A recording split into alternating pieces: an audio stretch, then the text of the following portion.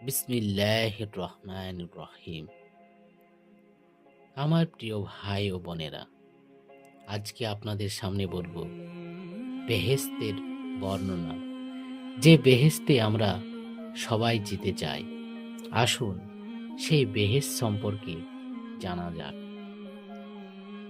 পরম করুণাময় আল্লাহ তাআলা তার নেক বান্দাদিগকে অনন্তকালের জন্য এমন একটি সুখের স্থান বাস করতে দিবেন, যেখানে সুমিষ্ট ও সুশীতল পানির নহরগুলি প্রবাহিত, সুমিষ্ট ফল ও সুগন্ধি ফুলের বাগানে পরিপূর্ণ, এবং সেখানে নানারূপ সুখাদ্য ব্যবস্থা করে রাখা হয়েছে, যেখানে কোনো কিছুরই অভাব নেই। ভাবনা, চিন্তা, দুঃখ, কষ্ট, রোগ, শোক, মৃত্যু সেখানে স্পর্শও করতে পারবে না। সেখানে চিরসুখ আর সুখ, শান্তি আর শান্তি। পবিত্র ধর্মগ্রন্থ কোরআন মাজিদে আল্লাহ তাবারক তাআলা বলেছেন, আমি আমার নেক বান্দাদের জন্য এমন সুখের স্থান নির্মাণ করে রেখেছি, যা কোনো চক্ষু কোনো দিন দর্শন করেনি, কোনো কর্ণ শ্রবণ করেনি, কোনো হৃদয় কল্পনা করতে পারেনি। যারা আল্লাহকে একমাত্র মাবুদ বলে বিশ্বাস করেছে এবং সেই বিশ্বাসের উপর অটল রয়েছে, তাদের নিকট ফেরেশতাগণ সুসংবাদ নিয়ে আসবে এবং তাদেরকে বলবে যে তোমাদের কোনো ভয় নেই, কোনো চিন্তা নেই, তোমরা বেহেশতের সুসংবাদ শ্রবণ করো, যা তোমাদিগকে দেওয়া হবে। আমরা দুনিয়াতে তোমাদের বন্ধু ছিলাম এবং আখেরাতেও তোমাদের বন্ধু থাকব। সেখানে তোমরা যা কিছু আশা করবে তা সবই পাবে। ইহাই হবে তোমাদের প্রতি আল্লাহর মেহমানদারি। জান্নাতের মোট 100টি দরজা আছে।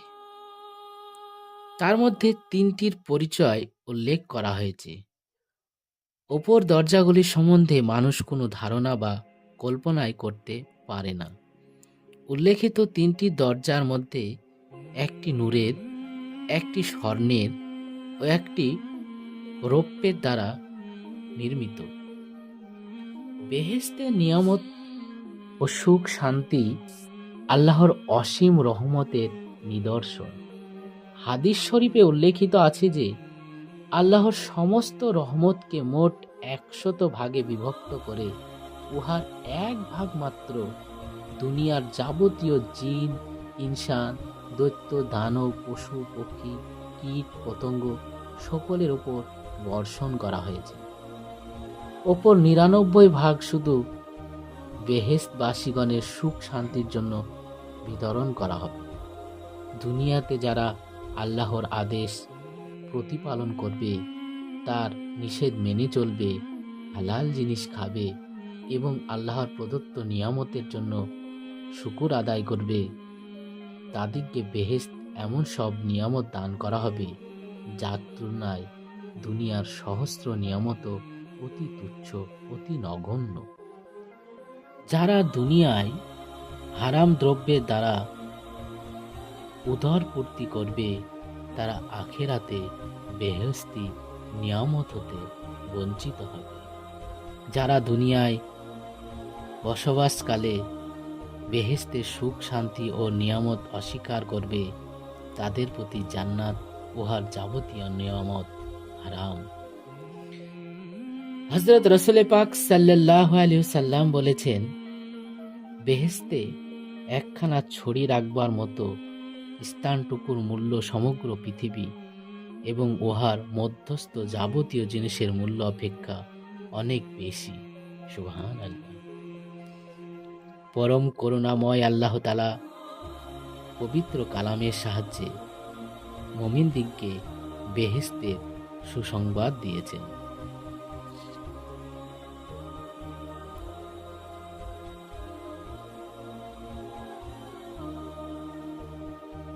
যারা ঈমান আনয়ন করেছে ও সৎ কার্য করেছে, আল্লাহ তাআলা তাদেরকে এমন জান্নাতে স্থান দান করবেন যার নিম্ন দিয়ে নহর সমূহ প্রবাহিত।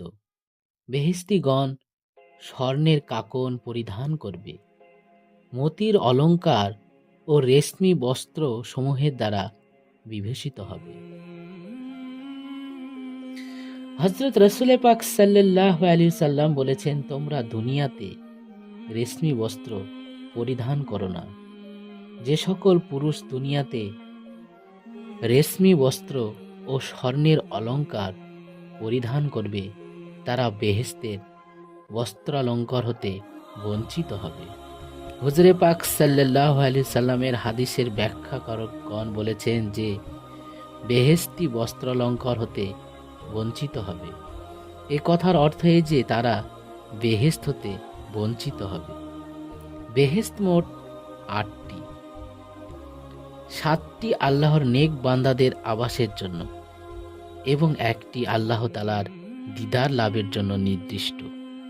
আল্লাহ তাআলা কোরআন শরীফের বিভিন্ন স্থানে বিভিন্ন আয়াতে বিভিন্ন বেহেশতের কথা বর্ণনা করেছেন। এই ৮টি বেহেশতের নাম হচ্ছে, প্রথমটি হচ্ছে জান্নাতুল ফেরদাউস, দ্বিতীয়টি হচ্ছে জান্নাতুল খুলদ, ৩ নম্বর বেহেশত হচ্ছে দারুস সালাম, ৪ নম্বর বেহেশত হচ্ছে দারুল কারার, ৫ নম্বর বেহেশত হচ্ছে জান্নাতুল আদন, ৬ নম্বর বেহেশত হচ্ছে জান্নাতুল মাওয়া, ৭ নম্বর বেহেশত হচ্ছে জান্নাতুল নাইম, ৮ নম্বর বেহেশত হচ্ছে দারুল মাকাম।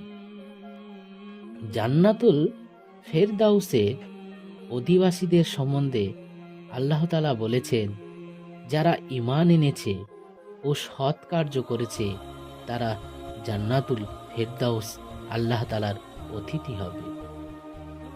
বেহেশতবাসীগণ কিয়ামতের ময়দান হতে অত্যন্ত ধুমধামের সাথে সসম্মানে বেহেশতে প্রবেশ করবে এবং বেহেশতের অগণিত নিয়ামত দর্শনে তারা এমনভাবে আত্মহারা হয়ে পড়বে যে অন্য কোনো কথায় স্মরণ হবে না। তারা কুমারী হুরগণের অপরূপ রূপ লাবণ্য দর্শনে আনন্দে আত্মহারা হয়ে যাবে। তারা বেহেশতের ছায়ার নিচে ঠেস দিয়ে আল্লাহর মেহমানদারি স্বাদ উপভোগ করবে। তারা মনে মনে ইচ্ছা করার সঙ্গে সঙ্গেই সেই সব জিনিস তাদের সামনে হাজির হবে। তারা মনে যখন যে বাসনা করবে তৎক্ষণাৎ তাদের সেই বাসনা পূর্ণ হবে। বেহেশতবাসীদের কোনো বাসনায় অপূর্ণ থাকবে না। হযরত রাসূল পাক সাল্লাল্লাহু আলাইহি সাল্লাম বলেছেন, স্বর্ণ ও রৌপ্যের ইট দ্বারা বেহেশত প্রস্তুত। একটি স্বর্ণের ইট ও একটি রৌপ্যের ইট সাজিয়ে ইহা তৈরি করা হয়েছে। অত্যন্ত সুগন্ধিযুক্ত মেসকাম্বার দ্বারা উহার আস্তর করা হয়েছে। মণিমুক্তা এবং জাফরানের দ্বারা বেহেশতের মেঝে প্রস্তুত করা হয়েছে।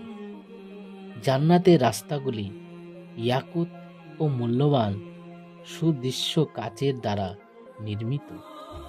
বেহেশতের বৃক্ষগুলির বাকল স্বর্ণ ও রৌপ্যের সংমিশ্রণে প্রস্তুত।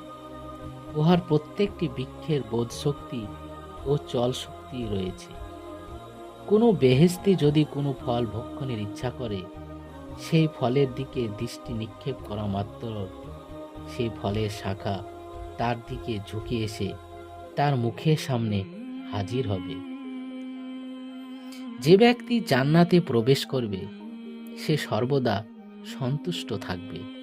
কোনরূপ দুঃখ, কষ্ট, ভাবনা, চিন্তা, রোগ, শোক, জরা, মৃত্যু তাকে স্পর্শ করবে না। তার পোশাক পরিচ্ছদ কখনো ময়লা হবে না। তার যৌবন ক্ষুণ্ণ হবে না। তার পায়খানা প্রস্রাবের প্রয়োজন হবে না। তার শরীর কখনো অপবিত্র হবে না। বেহেশতীদের শরীর অতি মূল্যবান সবুজ রঙের রেশমি পোশাক থাকবে।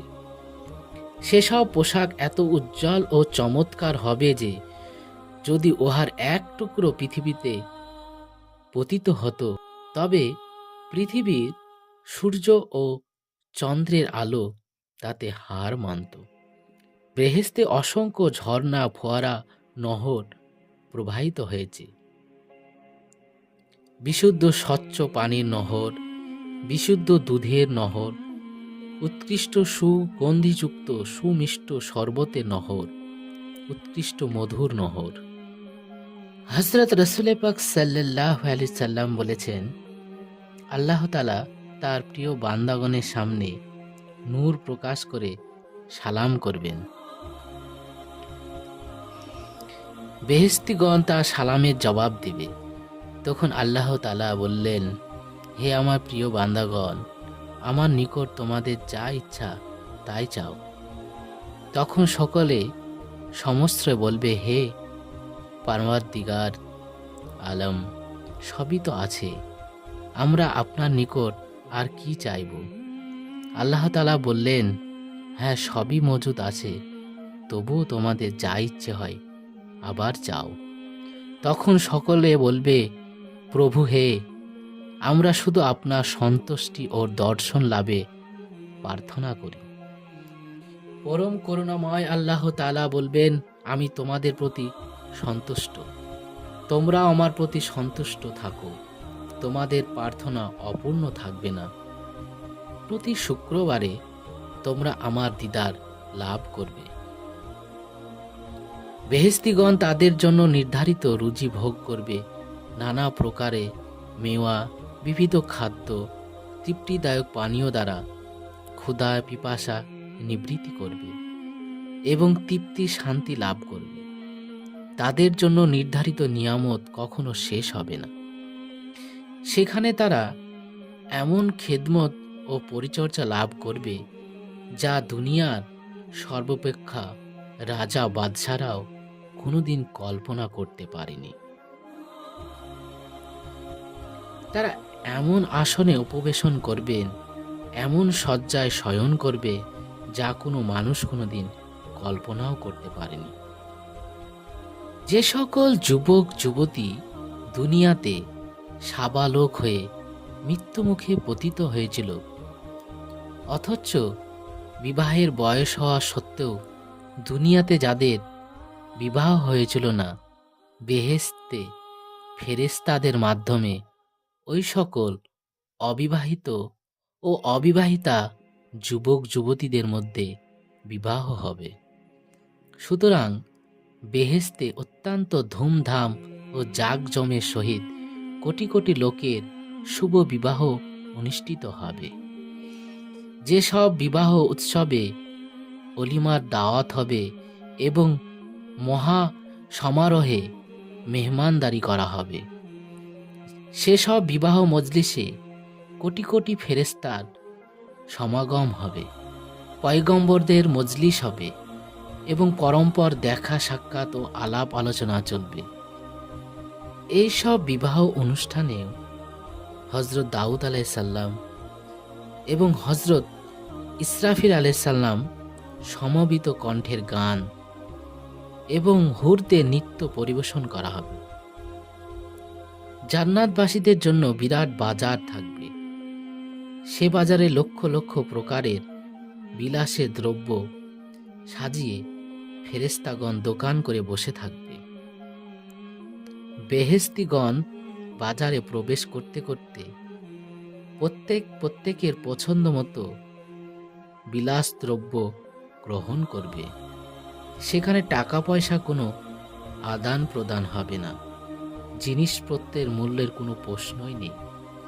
যার যা পছন্দ হবে সে তাই গ্রহণ করতে পারবে।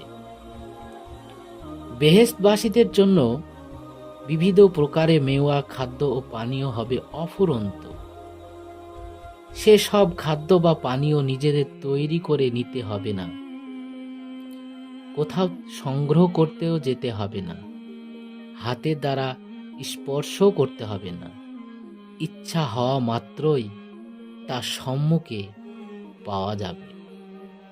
বেহেশতিগণ নিজেদের ইচ্ছা মতো যে কোনো সময় পানাহার করতে পারলেও দুনিয়াতে মুমিনগণ যে যে অক্তে নামাজ আদায় করত, সেই সময় প্রত্যেকের সামনে বিবিধ খাদ্য ও মেওয়ায় পরিপূর্ণ হাজির হবে। তারা সেই সব খাবার যতই আহার করুক না কেন, তাতে কোনোদিন অরুচি বা অসুখ হবে না। জান্নাতীগণ হাউজে কাউসারের তীরবর্তী উদ্যানে ভ্রমণ করবে। হাউজে কাউসারের তীরে অসংখ্য বিবিধ বর্ণের, বিবিধ আকৃতির সুগন্ধিযুক্ত ফুলের গাছ থাকবে এবং উহার নিচে অগণিত মতির মিম্বার থাকবে। সেখানে অগণিত মতির কক্ষসমূহ থাকবে এবং তার ভিতরে অপরূপ সুন্দরী যুবতীগণ অবস্থান করবে। তাদের খিদমত ও ফরমায়েশ পালনের জন্য ফেরেশতা, হুর ও গিলমানগণ অবস্থান করবে। সেই সব হুরের সৌন্দর্য বর্ণনা করবার মতো ভাষা কারো জানা নেই। স্বয়ং আল্লাহ পাক তার পবিত্র কোরআনে বহু স্থানে তাদের প্রশংসা করেছেন। তাদিগকে আল্লাহ তাআলা রহমতের বর্ষণ দ্বারা সুন্দরী, পবিত্র, নেক ও নম্র স্বভাব বিশিষ্ট করে সৃষ্টি করেছেন। বেহেশতবাসীগণ আল্লাহর অফুরন্ত রহমত ও করুণার মধ্যে ডুবে থাকবে। এইসব নিয়ামতের জন্য তারা সেখানে সর্বদা আল্লাহর শুকরিয়া আদায় করতে থাকবে। ফেরেশতাগণ ঘোষণা করবেন, হে জান্নাতবাসীগণ, আজ তোমাদের সর্বাপেক্ষা আনন্দের দিন। এখন তোমরা প্রাণ ভরে আনন্দ করো।